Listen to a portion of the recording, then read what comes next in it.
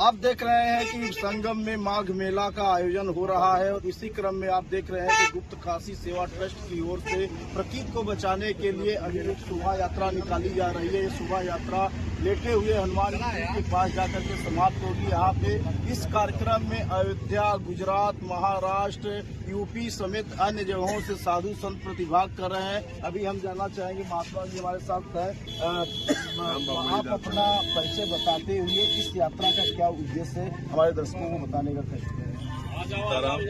दास का नाम राम बाहुबली दास है। हम अरुणाचल प्रदेश के परशुराम कुंड क्षेत्र से आए हुए हैं और भारत भर में हम लोग साइकिल यात्रा करके बच्चों को स्कूल जाके नदियों और पेड़ पौधों के विषय से जानकारी दे रहे हैं कि वर्तमान का समय प्रकृति के दोहन के साथ में, प्रकृति के खंडन के साथ में जो वर्तमान का मनुष्य खड़ा है उसको आदिमानव काल में जो हम सिविलाइजेशन को यहाँ सुपर ह्यूमन होने तक पहुँचा पाए हैं, तो वो हम महामनुष्य होने का गुण दिखाते हुए अपना स्वभाव परिवर्तन करें। भौतिक जगत का जो सुख है उसमें कुछ सुखों को कम करके प्रकृति के विषय में जो हमारी माँ है, धरती माँ, हम लोग सॉयल सन्स होने से पहले, रिलीजियस सन्स होने से पहले जो है भाव करें कि हम सॉयल सन्स हैं, मिट्टी के बेटे बने। तो ये हम लोगों का एक प्रयास है और गुप्त काशी सेवा ट्रस्ट इसके लिए काफ़ी वर्षों से यहाँ काम कर रहा है। इस मेले में इसके अलावा कभी सोनभद्र क्षेत्र में भी कई ऐसे खनन साइट हैं जिनके अंदर में पौराणिक और ऐसे वनस्पतियों का जो जंगल है उसका दोहन हो रहा है। उसके लिए भी एक चेतना इस यात्रा के माध्यम से हम लोग करने जा रहे हैं और हम सभी का प्रयास है कि गंगा के लिए कुछ भी कर सकें, कुछ भी प्रयास हो सके हम सभी का, तो उसमें हम सब इस यात्रा के माध्यम से एक जागृति जनमानस के अंदर में ले आना चाहिए। हम आपसे जानना चाहेंगे कि ऐसी कौन सी नौबत उत्पन्न हुई कि आज जागरूकता रैली निकालनी पड़ रही है लोगों को पर्यावरण को बचाने की? देखिए, क्योंकि जिस तरह से जंगलों को या प्रकृति की को दोहन किया जा रहा है, इसका आप पर्यावरण पे असर देख सकते हैं। हमारे हिमालय खंड पिघल रहे हैं, तो आज हम नहीं अगर हम चेतेंगे तो आने वाले हम अपनी पीढ़ियों से कैसे हम सामना उनके जिम्मेदारी है कि पर्यावरण को कितना अनुकूल उनको देंगे ताकि उसको बढ़ा सके। तो आप देख रहे हैं किस तरह से पर्यावरण को लेकर के साधु संत गंभीर है। हमारे साथ महाराज जी है, महाराज को जानना चाहिए, महाराज जी सरकार से क्या आप अपेक्षा रखते हैं? केंद्र और प्रदेश सरकार से प्रकृति की अपेक्षा करते हैं? प्रकृति की रक्षा करना हमारा ध्येय और धर्म। प्रकृति है तो पुरुष है, फिर परमात्मा, तीनों की रक्षा। तो आप सुन रहे थे कि नहीं, प्रकृति क्या है, प्रकृति से क्या लाभ है, लोगों को कैसे प्रकृति को बचाना जाना चाहिए। हमारे साथ महाराज जी, महाराज सबसे पहले आपको प्रणाम कर रहा हूँ। और आज ये जो यात्रा निकल रही, इस यात्रा के माध्यम से जनता को आप क्या देना चाहेंगे? आप पत्रकार बंधुओं को बहुत बहुत साधुवाद।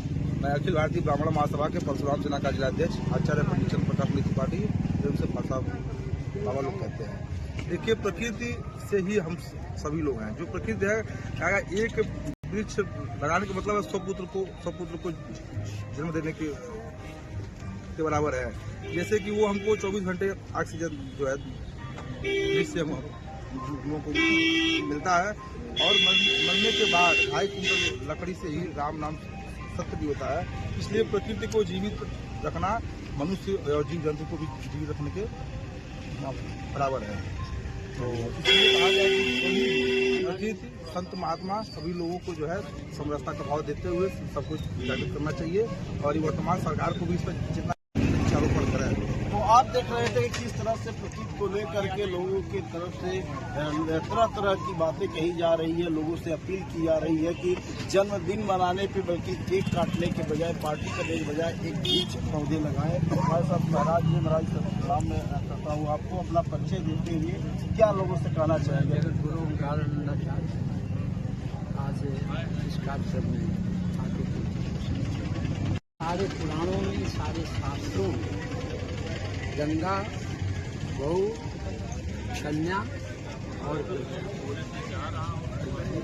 ये सबसे पुण्य कार्य है और इसी कार्य से इसको, बल्कि ये मुक्ति के मार्ग है। इस नाते हमें इससे सचेत रहना चाहिए और हमारे सारे शास्त्र, सारे ऋषियों ने प्रकृति की छांव में गंगा जी के किनारे और पवित्र स्थान पर वृक्षारोपण करके अनेक शक्तियों को प्राप्त किया है। जो शक्तियाँ आज भी हम लोगों के आने वाली पीढ़ियों तक शक्ति प्रदान करती है। इसलिए यह जो यात्रा है, यह विजय यात्रा है, यह जीवन यात्रा है, ये शक्ति की यात्रा है, ये सभी शास्त्रों के वचनानुसार उनके आदेश की यात्रा है। यही यात्रा सर्वोपरि है। इसलिए इस यात्रा में जितने भी लोग आपके इस माध्यम से सुन रहे हों, पूर्ण से संयोग से और सहयोग करें। एक वृक्ष लगाते हैं, अगर हम आम का वृक्ष तो हम अपने गुरु ऋण से ऋण हो जाते हैं। हम पीपल का वृक्ष लगाते हैं, सारे देव ऋण से ऋण हो जाते हैं। हम बेल का वृक्ष लगाते हैं तो हमारे जो कुलीन परंपराओं का हमारे ऊपर ऋण है, उस ऋण से ऋण हो जाते हैं। जब गंगा माता की सफाई के लिए एक हाथ भी अगर लगाते हैं तो हम अपने शास्त्रों के प्रति, जिनके द्वारा सारा उपदेश और ज्ञान प्राप्त करके आज जीवन में आनंद ले रहे हैं, पूरा विश्व गुरु कहला रहे हैं, उससे ऋण हो जाते हैं। इसलिए इस सर्व ऋण से ऋण होने की इस महायात्रा में सभी जितने भी साधु संत महात्मा योगी जजी सारे गृहस्थ सारी माताएं पूर्ण रूप से सहयोग करें।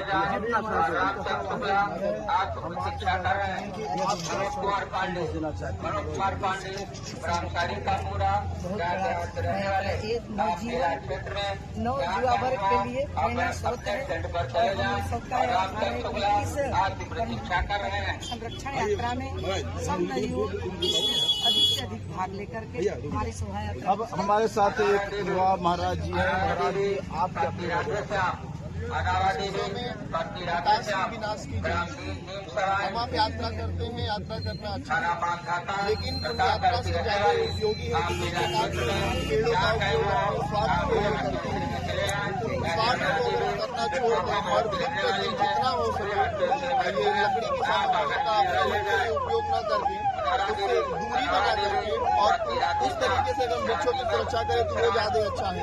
अभी हमारे साथ सखी अखाड़ा के महामंडलेश्वर हेमलता जी है और महामंडलेश्वर से जानना चाहेंगे कि माता ने आप मेरा इस यात्रा से संदेश है कि हम अपना सर कटवाने को तैयार हैं, हम अपनी गर्दन कटवाने को तैयार हैं, लेकिन पेड़ नहीं कटने देंगे। प्रकृति की रक्षा कौन करेगा? हम करेंगे, हम करेंगे। प्रकृति की रक्षा कौन करेगा?